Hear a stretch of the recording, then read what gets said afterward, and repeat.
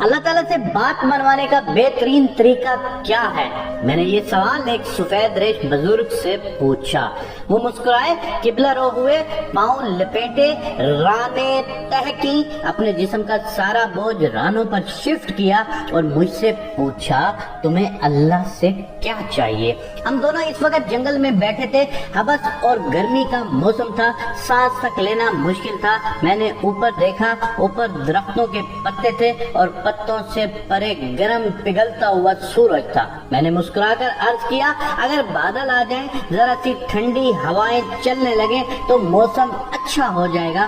وہ ہنسے اور آہستہ سے بولے لو دیکھو۔ وہ اس کے بعد بیٹھے بیٹھے رکوع میں جھکے اور پنجابی زبان میں دعا کرنے لگے، اللہ جی کاکے کی دعا قبول کر لے، اللہ جی ہماری سن لے۔ وہ دعا کرتے جاتے تھے اور روتے جاتے تھے۔ پہلے ان کی پلکیں گیلی ہوئی، پھر ان کے منہ سے سسکیوں کی آوازیں آئیں اور پھر ان کی آنکھیں چھم چھم برسنے لگیں۔ وہ بری طرح رو رہے تھے۔ میں ان کی حالت دیکھ کر پریشان ہو گیا۔ میں نے زندگی میں بے شمار لوگوں کو روتے دیکھا، لیکن ان کا رونا عجیب تھا۔ وہ ایک خاص ردم میں رو رہے تھے، منہ سے سسکی نکلتی تھی، پھر آنکھیں برستی تھی اور پھر اللہ جی ہماری سن لے کر راگ الاپ بنتا تھا۔ میں پریشانی، استجاب اور خوف کے ملے جلے تاثرات کے ساتھ انہیں دیکھ رہا تھا۔ وہ دعا کرتے جاتے تھے، روتے جاتے تھے اور سسکیاں بھرتے جاتے تھے۔ میں نے پھر وہاں ایک عجیب منظر دیکھا۔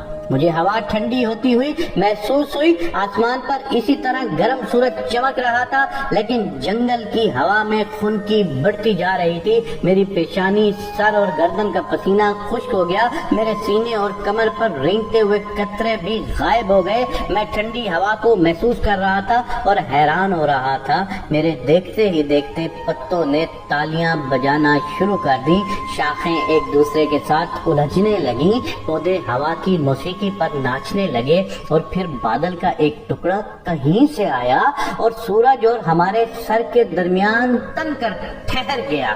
وہ رکے، دعا کے لیے ہاتھ اٹھائے اور شکر ادا کرنے لگے۔ وہ دیر تک اللہ جی آپ کا بہت شکر، اللہ جی آپ کی بہت مہربانی ہے کہتے رہے۔ وہ دعا سے فارغ ہوئے، ذرا سا اوپر اٹھے، ٹانگیں سیدھی کی اور منہ میری طرف کر کے بیٹھ گئے۔ ان کی سفید داڑھی آنسوؤں سے تر تھی۔ انہوں نے کندھے سے رومال اتارا، داڑھی خشک کی اور پھر بولے دیکھ لو اللہ نے اپنے دونوں بندوں کی بات مان لی۔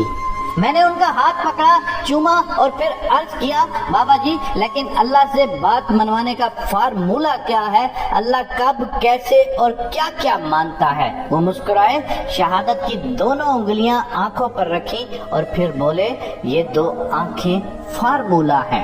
میں خاموشی سے ان کی طرف دیکھتا رہا۔ وہ بولے میں نے یہ فارمولہ اپنی ماں سے سیکھا۔ میں بچپن میں جب بھی اپنی ماں سے کوئی بات منوانا چاہتا تھا تو میں رونے لگتا تھا۔ ماں سے میرا رونا برداشت نہیں ہوتا تھا۔ وہ تڑپ اٹھتی تھی، وہ مجھے گود میں بھی اٹھا لیتی تھی، مجھے چومتی بھی تھی، میری آنکھیں بھی صاف کرتی تھی اور میری خواہش، میری ضرورت بھی پوری کرتی تھی۔ میں ماں کی اس کمزوری کا جی بھر کر فائدہ اٹھاتا تھا۔ میں رو رو کر اس سے اپنی پسند کے کھانے بھی بنواتا تھا، اس سے نئے کپڑے اور نئے جوتے بھی لیتا تھا اور کھیلنے کے لیے گھر سے باہر بھی جاتا تھا۔